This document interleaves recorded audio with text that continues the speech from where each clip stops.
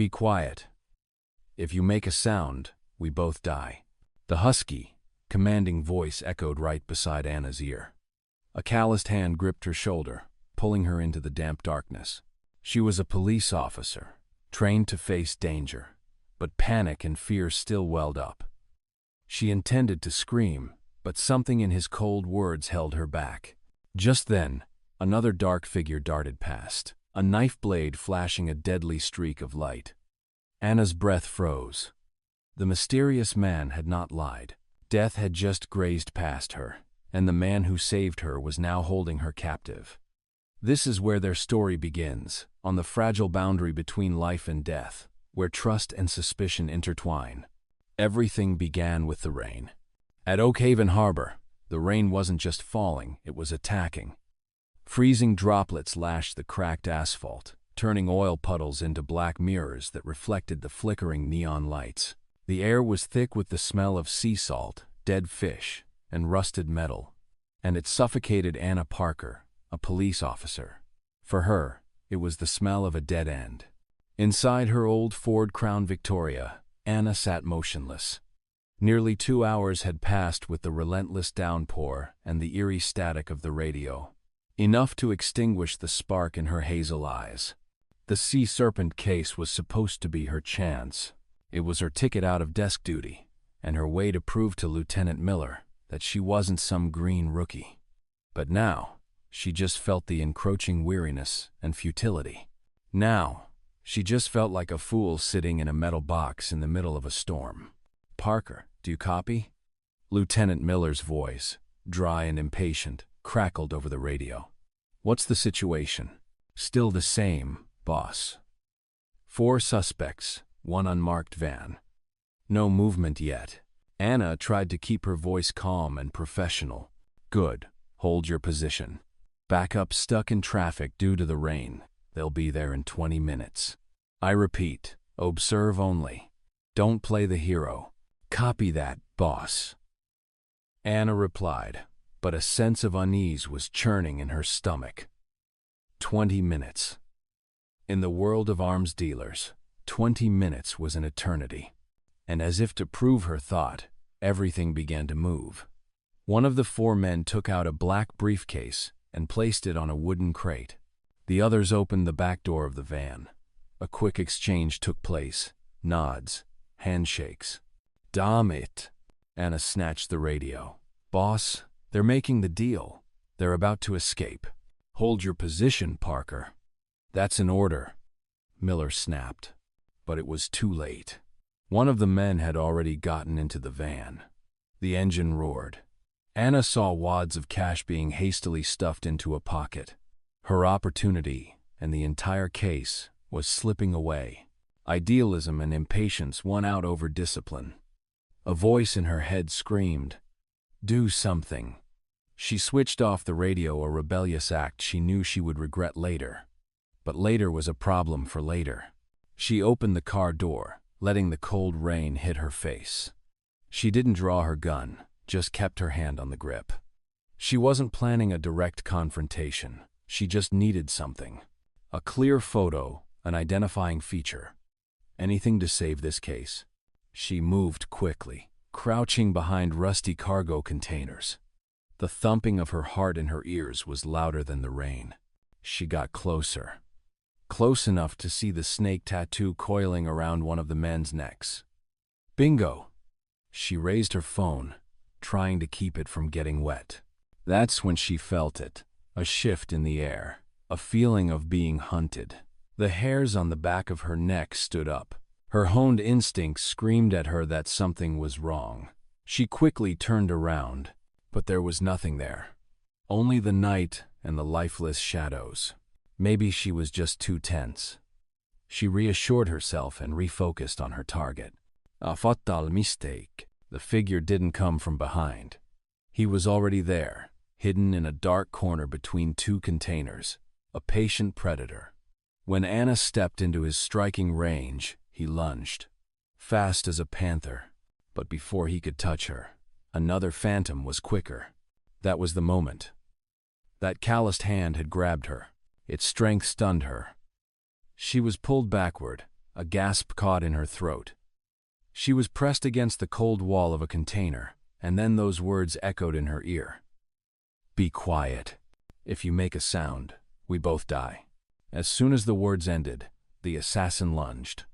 Anna's eyes widened in horror as she saw his knife blade slice through the air, right where her chest had just been. Growl! A wild, inhuman snarl tore through the night.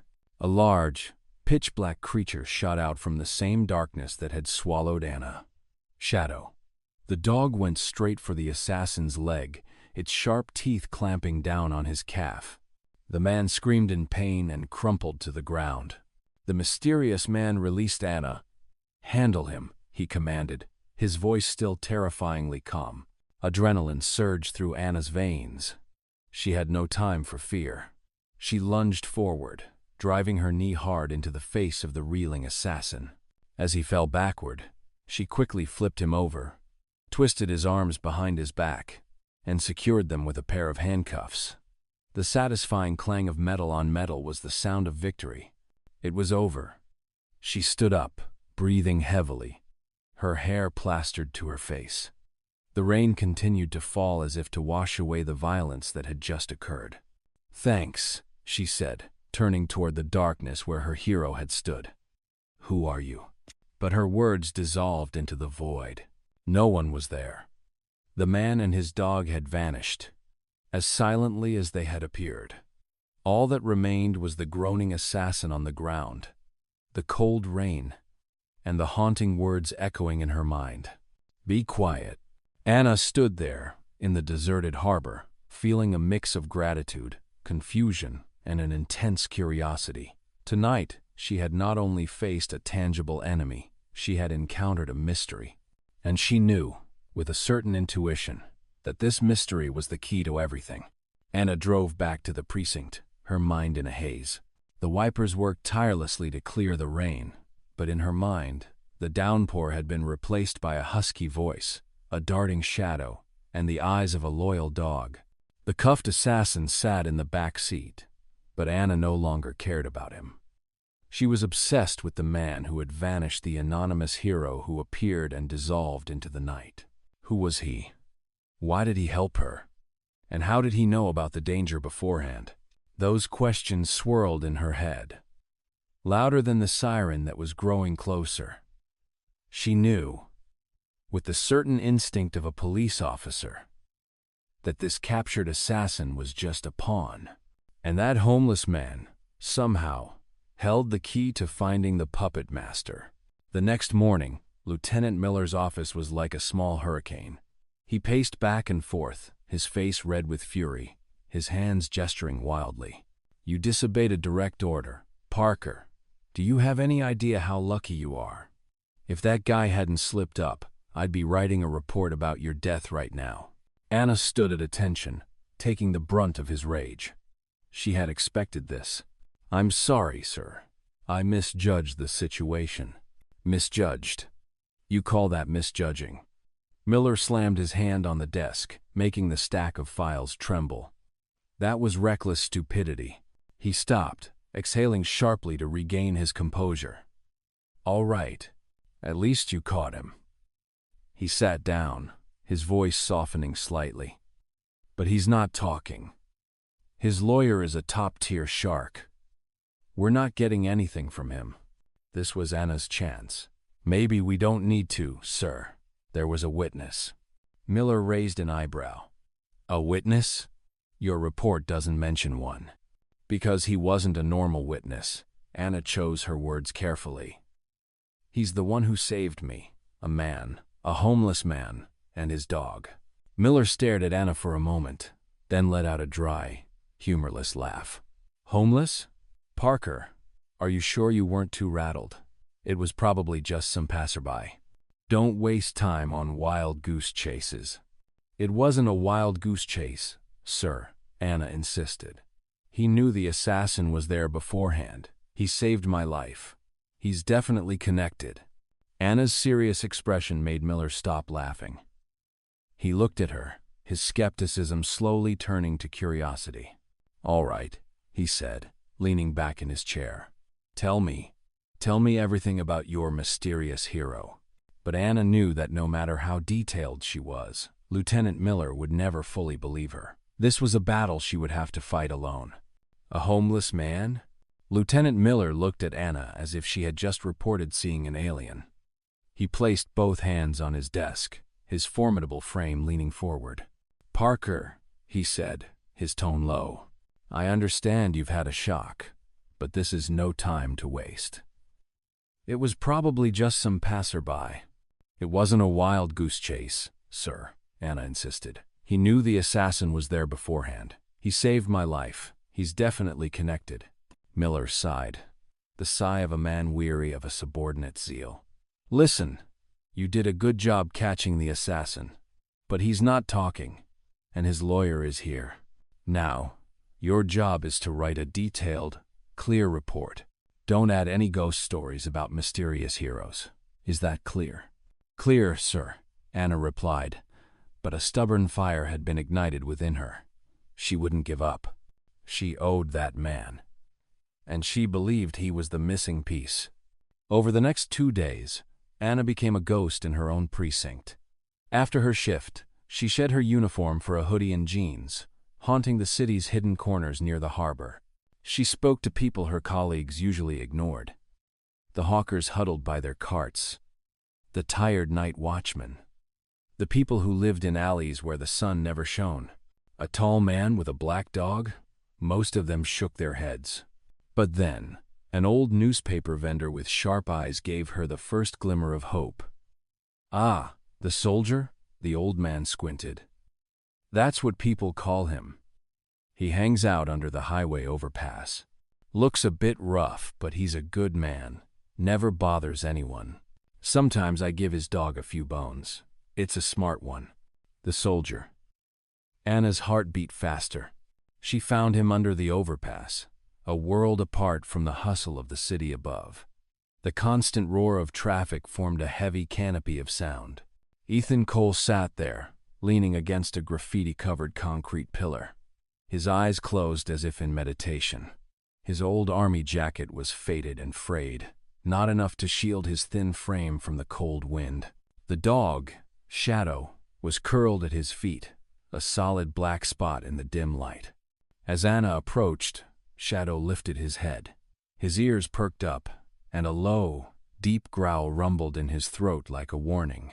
"Hi," Anna said softly, raising her hands, palms open. "I don't mean any harm." Ethan opened his eyes.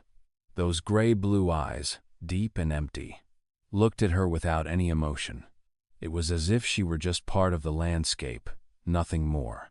"I'm Anna Parker," she continued, feeling her police officer's confidence vanish. "You saved me the other night." "I just wanted to."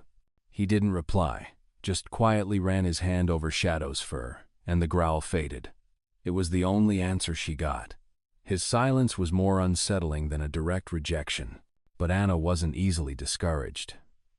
She placed a paper bag on the ground, a safe distance away from him. "There's a grilled chicken sandwich and a bottle of water in there. For you and Shadow." With that, she backed away and left, feeling his eyes on her back. The next day, she came again. This time it was 2 hot hamburgers and a bottle of fresh milk for Shadow. She didn't try to make conversation. She just sat on a nearby concrete block, pulled out her notebook, and pretended to write, but in reality, she was watching. And then she saw it. The moment. Ethan opened the burger package, and the scent of grilled meat filled the air. He broke one in half, the part with more meat and vegetables, and placed it on a clean piece of paper. Then he gave a low whistle. Shadow wagged his tail, stepped forward, and ate with gusto. Ethan just watched, a rare tenderness flickering on his hardened face. Only after Shadow had licked his lips did Ethan begin to eat his own half of the burger, slowly, as if performing a ritual. A strange warmth spread through Anna. This man, who seemed to have been abandoned by the world, still held a pure love and silent sacrifice for his only companion. He wasn't heartless. He was just hiding his heart behind a steel wall. Her persistence finally paid off. On the 4th day, As she placed the food bag down, he spoke, his voice husky as if it hadn't been used in a long time. "What do you want, officer?" Anna was startled, but quickly regained her composure. "I want the truth. I want to know why you were at the harbor that night." "Coincidence," he answered curtly. "I don't believe in coincidences," Anna said, stepping a little closer. "How did you know there was an assassin?" Ethan sighed, wearily. "I heard his footsteps. Light, even, not a wasted sound. The footsteps of a predator. You walked like a fawn about to walk into a trap." His blunt words made Anna blush, but she couldn't deny the truth in them. "So you're—" "I'm no one," he interrupted. "Now go." But Anna had seen an opening. She decided to take a gamble. "I'm at a dead end, Ethan. This case is bigger than I thought. I need help." She took a photo out of her pocket, a clearer image of one of Kane's henchmen, taken from a nearby security camera. "Do you recognize him?" Ethan hesitated, but then took the photo. His eyes narrowed, not at the face, but at a detail Anna had completely missed. "Don't know his name," Ethan said, pointing to the man's hand in the photo. "But he's a sniper. Look at his right index finger. There's a distinct callus. You only get that from thousands of hours of resting your finger on a rifle trigger. He's not just a goon, he's a professional." Anna was stunned. She stared at the photo, then at Ethan. "How could he? The soldier's eye," she whispered. Ethan didn't reply. He just handed the photo back, as if he had just pointed out a stain on her shirt. But for Anna, it was a whole new world. He had just given her a golden key. "You've also taught me how to observe," Anna said, her voice filled with admiration. "How to recognize danger from the smallest details." A faint, almost imperceptible smile crossed Ethan's lips. First lesson: never trust appearances. Based on that clue, Anna and her team combed the database. They found him. A former Marine, discharged for psychological reasons, connected to several mercenary operations abroad. From him, they traced a shell company specializing in importing marine equipment. The enemy's lair was now revealed. She went back to find Ethan, unable to hide her excitement. "You were right. We found him. Thank you, Ethan." This time, Ethan looked at her longer, with a hint of what looked like surprise in his eyes. Perhaps it had been a long time since anyone had come back to thank him. "But the leader is still at large," Anna said, her excitement fading. "We only know his nickname is Kane."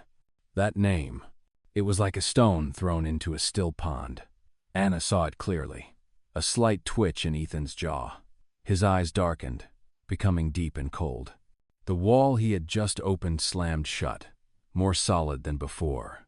"You know that name, don't you?" Anna asked, her voice almost a whisper. Ethan turned his face away, staring at the cars rushing by overhead. "No, just a name." But the sudden change in his demeanor was more telling than a confession. He was lying. And Anna knew, with a certain instinct, that the truth about Travis Kane was also the truth about Ethan Cole. That night, in the quiet office, Anna crossed a line. She accessed the military archives, an act that could cost her her job. She typed Travis Kane. A series of results appeared: a brilliant military career, medals, commendations, a hero. But Anna didn't stop. She began to search deeper into the sealed mission reports. And in a report about a failed mission in the Middle East 10 years ago, she found it. The roster of a special forces team. And there, among the unfamiliar names, was a photo and a name she would never forget. A young soldier, with a stern face but eyes already etched with the pain and weariness of war. Staff Sergeant Ethan Cole. Anna leaned back in her chair, a cold feeling running down her spine. All the pieces fell into place, forming a terrifying picture. Ethan wasn't just a homeless man. He wasn't just a soldier. He was a witness. A living ghost from the past of the very enemy she was hunting. And she had just pulled that ghost out of hiding. The old, Black and white, slightly yellowed ID photo on the computer screen was like a ghost from the past. A younger Staff Sergeant Ethan Cole, his face not yet etched with the hardship of 10 years on the streets. But his eyes were the same deep gray blue, holding something far beyond his age, the weariness of a soldier who had seen too much. Anna shivered, not from the cold of the office at midnight, but from the chilling truth that was slowly unfolding before her. Travis Kane, military hero, successful businessman, and Ethan Cole, his subordinate soldier, now a homeless man. Two brutally opposite life paths. This couldn't be a coincidence. She printed the photo, carefully tucking it into her jacket pocket. Tomorrow, she would face him. The silence had to be broken. The sky the next morning was gray, heralding an upcoming rain, just like Anna's mood. She found Ethan in the same spot, sharing a meager breakfast with Shadow. The dog wagged its tail when it saw her, but Ethan just looked up at her, his gaze showing no surprise, as if he knew she would come sooner or later with a different purpose. Anna didn't beat around the bush. She crouched down in front of him. The distance between them was no longer one of caution, but the tension of a truth about to be revealed. "Travis Kane," she said, her voice low and clear. "He was your old commander, wasn't he?" Ethan's body stiffened. The hand stroking Shadow froze. He looked up, his gray-blue eyes piercing into hers, no longer tired but a cold, icy wall. "You've been investigating me." His voice wasn't a question but an accusation. "I had to, Ethan," Anna replied, unflinching. "I need to know the truth. What happened in Kandahar 10 years ago? What turned a decorated staff sergeant into this?" She paused, not wanting her words to cause him more pain. The defensive wall Ethan had built with pain, silence, and time over a decade began to crack. He was silent for a long moment, the roar of the cars overhead sounding like the echo of old battles. Finally, he spoke, his voice hoarse with emotions he had tried to bury for so long. "We were ambushed," he began, his eyes fixed on a distant, empty space in the Arghandab Valley. "A perfect trap. We shouldn't have survived." He swallowed hard, memories flooding back like a tidal wave. "But it wasn't a Taliban ambush. It was a cleanup. Kane, that bastard. He sold us out." Anna held her breath, listening to every word, feeling their weight. "He made a deal with a local arms dealer," Ethan continued, his voice trembling with hatred. "He provided the coordinates, the schedule, everything about us. In return, he got a shipment of Stinger missiles he could sell on the black market. He wanted the whole team dead, so there would be no witnesses." Tears, which Anna had never seen on this man, began to stream down his haggard face. "I saw everyone fall. Jackson, who was about to have his first child. Martinez, a kid who was just 20. My brothers. He left us there to die like dogs." "What about you?" Anna asked, her voice almost a whisper. "I was lucky," he said, but his voice held no luck. "An RPG blast threw me into a crevice. I was unconscious. When I woke up, it was over. I was the only one breathing." He looked at his calloused hands. "I crawled through the desert for 3 days, with only a canteen of water and the image of them dying in my head." Silence settled between them, heavy and painful. "Why didn't you report it?" Anna asked, the question she had been wrestling with all night. "Why did you stay silent?" Ethan let out a bitter, broken laugh. He looked her straight in the eye. "You think I didn't try?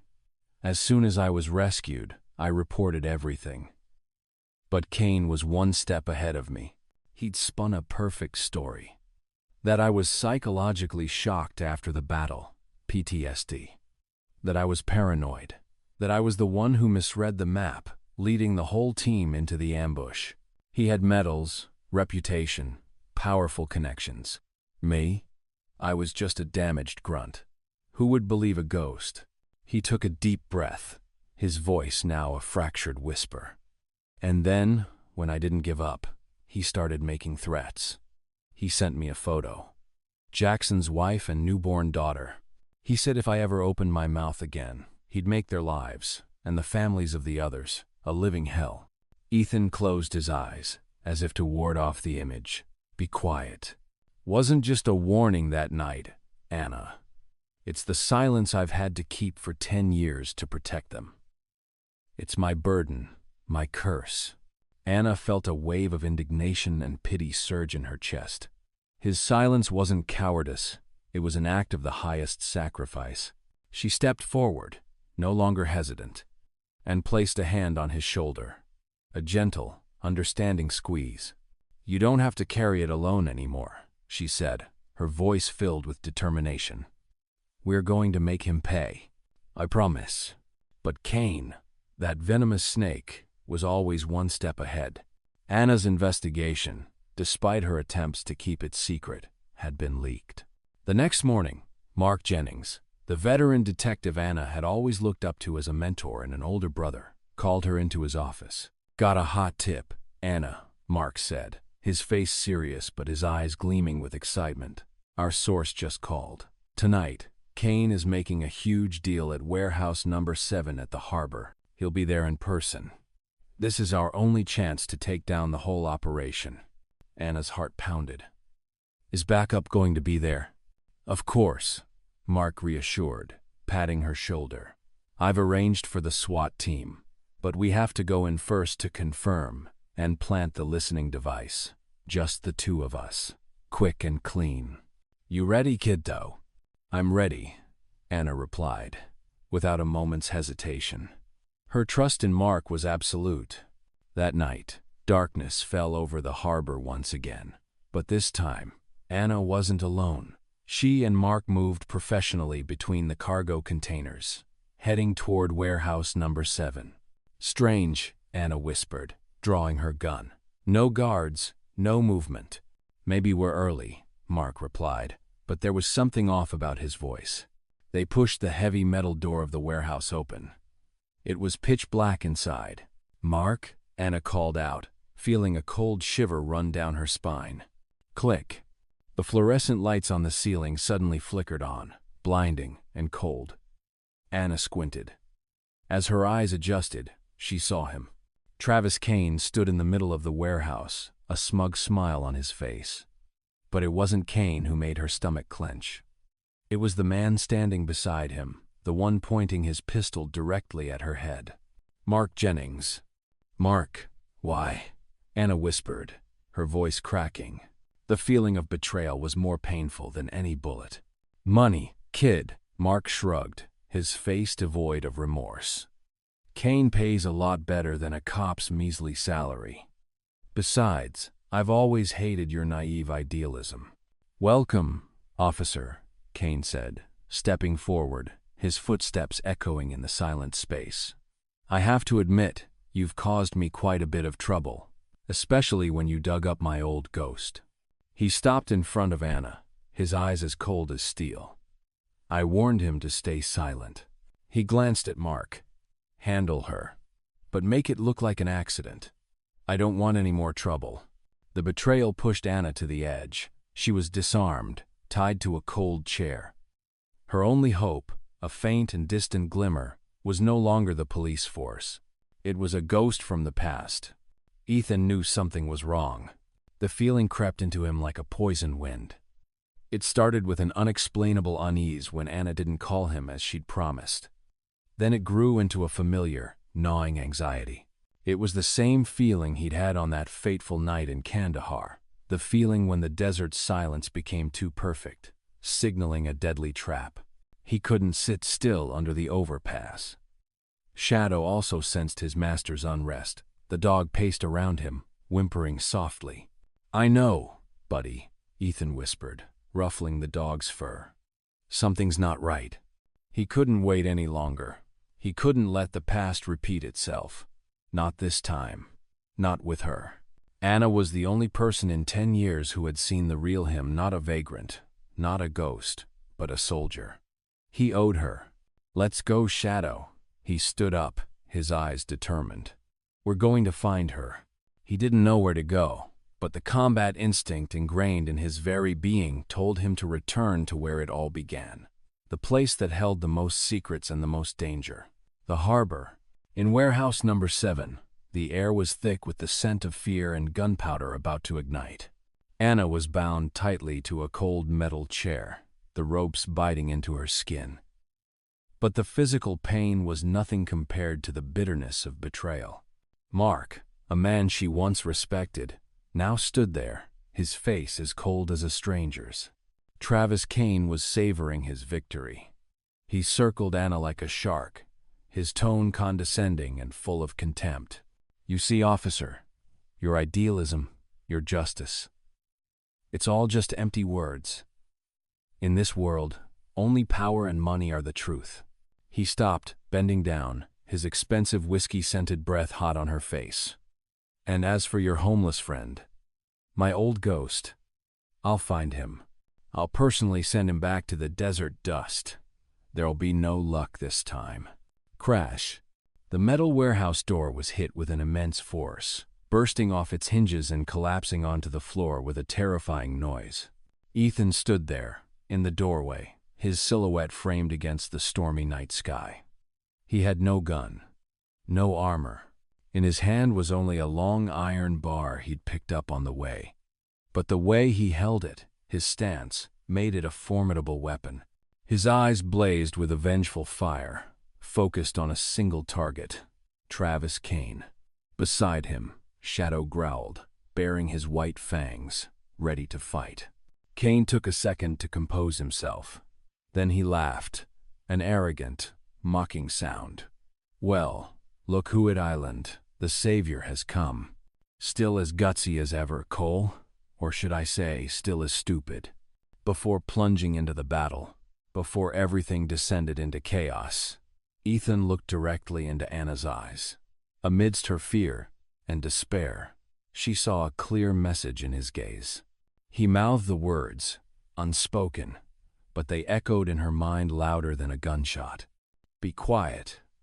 If you make a sound, we both die." This time, it wasn't a warning. It was a tactical command, a promise of trust. Anna understood. She had to believe in him. She held her breath, nodding almost imperceptibly. And then, hell broke loose. "Kill them," Kane shouted. Ethan didn't wait. He moved, not like a normal person, but like a phantom. Agile, efficient, and lethal. The first thug rushed forward, swinging a baseball bat. Ethan sidestepped, the iron bar in his hand arcing in a perfect curve, striking the man's knee. The sound of breaking bone was a sickening crack. The man collapsed, screaming in agony. Shadow was also in motion. He lunged at the second man, a wild beast unleashed. His ferocity made even these professional thugs falter. Mark pointed his gun at Ethan, yelling, "Freeze, Cole!" But Anna acted. With a superhuman effort, she put all her strength into her legs, kicking the chair and toppling it backward. The loud crash and sudden chaos grabbed Mark's attention for a split second. That split second was all Ethan needed. He lunged forward like a whirlwind, the iron bar striking Mark's wrist. The gun flew out of his hand, an elbow to the face, and the crooked cop fell to the floor, unconscious. Now, only the two of them remained in the warehouse. 2 soldiers. 2 mortal enemies. "You're just a ghost, Cole," Kane snarled, drawing a shiny Sig Sauer pistol, his eyes glinting with malice. "A filthy tramp who died 10 years ago in the desert. You should have stayed at the bottom of the food chain. This is for Jackson. For Martinez. For my brothers." Ethan roared, the pain of 10 years condensed into a single cry. And he charged. Bang! The gunshot was deafening, tearing through the silence. A searing pain pierced through Ethan's left shoulder. The impact of the bullet made him stagger, but he didn't fall. This physical pain was nothing compared to the emotional pain he had carried for a decade. He gritted his teeth, using the pain to propel himself forward, and slammed directly into Kane. They both fell onto the cold concrete floor. The iron bar flew away. Kane's gun also slid from his hand. This was no longer a battle of weapons. This was a fight between two men. They wrestled, punched, and kicked. Brutally and primitively. Cain was bigger, stronger. But Ethan fought with the frenzy of a man who had nothing left to lose. With a strength that came from a decade of pent-up rage and pain. "You had everything, Cain." Ethan screamed, a punch landing squarely on Cain's face, drawing blood. "Why? Why did you betray us?" "Everything," Cain sneered, returning the blow with a knee to Ethan's stomach. "I deserved more than that. More than a grunt like you. You were all just pawns on my chessboard." Those words were a lash to Ethan's soul. He roared, not like a human, but like a wounded animal. With one final burst of strength, he flipped over, pinning Cain down, and swung his fist. One punch, two punches, three punches. Blood splattered. Finally, Cain lay motionless. Ethan got up, staggering and gasping for breath. He picked up the iron bar, raising it high, ready to end the man who had destroyed his life, to finish the monster who haunted his every dream. Their eyes met. In Cain's swollen eyes, Ethan saw no fear. He only saw hatred. Kill him, and that hatred would be the last thing that connected them forever. But then, he saw Anna, still lying on the floor, her eyes filled with trust, and he knew he couldn't. Killing Cain would turn him into someone just like him, and he had fought for too long not to become a monster. He lowered the iron bar. Throwing it aside, he collapsed beside Cain, exhausted. His battle was over. "Anna," he whispered, his voice hoarse, "make the call." Seizing that precious moment, Anna, who had managed to free herself, grabbed the discarded radio. Her voice was shaky but clear. "All units, listen up. Shots fired at Warehouse 7, Oakhaven Harbor. Requesting immediate backup. Officer down. Suspect is neutralized." Minutes later, the wail of sirens tore through the night, growing closer. The flashing red and blue lights of a dozen police cars swept across the faces in the warehouse, illuminating the full truth. Cain's conspiracy, built on betrayal and blood, was completely exposed in the light of justice. The smell of antiseptic. That was the first thing Ethan smelled when he woke up. A clean, sterile scent, so different from the musty smell of the overpass or the metallic scent of blood from the warehouse. He blinked, trying to get used to the soft white light from the ceiling. He was lying on a soft bed, the sheets pristine and white. His left shoulder was carefully bandaged, a dull but bearable pain. He wasn't alone. Anna Parker was asleep in a chair beside the bed, her head resting on the bed rail, her messy brown hair covering part of her face. She was still wearing the clothes from the night before, stained with dirt, but she looked strangely peaceful. Even in her sleep, one of her hands was loosely holding the edge of his blanket, as if afraid he would disappear again. A strange, warm feeling he hadn't felt in 10 years crept into his chest. For the first time, in a decade, he didn't wake up alone. He stirred slightly, and Anna immediately woke up.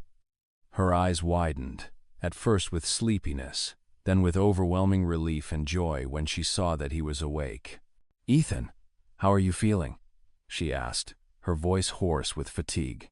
"The doctor said the bullet was removed. You're going to be okay." "You." Ethan's voice was dry. "You should go home and rest." Anna shook her head, a small smile on her lips. "I'm not going anywhere.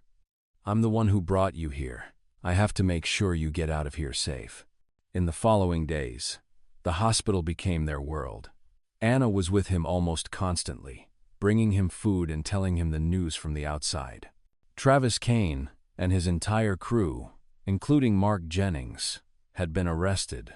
Anna's testimony, along with the irrefutable evidence at the scene and the subsequent confessions of a few of the thugs, built a solid case. The press called Ethan the homeless hero. High-ranking police officials came to visit, bringing praise and a shiny medal of valor. They placed it on the table next to his bed, but Ethan only looked at it with indifference. "I'm not a hero," he said to Lieutenant Miller when he visited. "The real heroes are buried in the sand in Kandahar. I'm just a soldier who completed his last mission. He refused the medal. He refused all interviews. He just wanted silence.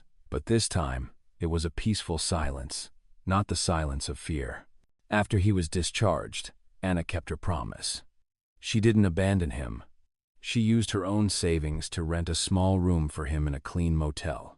She brought Shadow, who had been temporarily cared for by her colleagues, back to him. Their reunion was one of the happiest moments Anna had ever witnessed. But Anna knew a room couldn't heal the scars on his soul. Ethan needed more. He needed a purpose, a community. He needed people who understood what he had been through. A few months later, on a crisp autumn morning, Anna drove Ethan to the city's outskirts. The car stopped in front of an old red brick building, situated in a large campus with old oak trees and green lawns. The wooden sign read, Oak Haven Veterans Support Center, a home for heroes. Ethan looked out the window, silent. He was much tidier now. His long hair was cut short, his beard cleanly shaven, revealing a chiseled face and eyes that, though still tinged with sadness, held a new light. He was wearing the shirt and jeans Anna had bought for him. He was no longer a ghost under the overpass. I think this place could help you, Anna said softly, a hint of worry in her voice. There are people here just like you. They understand. Shadow, sitting in the back, seemed to sense the solemnity of the moment. He whimpered softly and rested his muzzle on Ethan's shoulder. Ethan said nothing. He opened the car door and stepped out. He took a deep breath, the crisp autumn air filling his lungs. He looked at the building, at the other veterans walking on the campus. A few sat on benches, talking, laughing. They, too, carried scars, visible and invisible. But they weren't alone. He turned back to look at Anna, who had stepped out to stand beside him. They stood there, in front of the center's large wooden door, on the threshold of a new chapter in his life. The warm morning sun shone on their faces. Anna looked at Ethan, a gentle, understanding smile on her lips. She softly repeated the central phrase, the one that had started it all, the one that had saved her life, the one that had defined his pain. But now, she gave it a completely new meaning. Be quiet. She paused for a moment, her eyes sparkling with hope and trust. But this time, so we can live. The phrase that had once symbolized pain, suppression, and a decade-long curse had now become a promise. A promise of healing. A promise of a peaceful future, where he no longer had to run from the past. Ethan looked at her, his gray-blue eyes filled with an emotion Anna had never seen before. Not pain, not weariness, but profound gratitude. And then, for the first time since Anna met him, for the first time after 10 years of silent darkness, a genuine, warm, and sincere smile appeared on his lips. He nodded slightly, a firm nod. They walked together through the door, toward the light. Shadow happily followed behind, his tail wagging nonstop, as if he also knew that, finally, his master had found his way home.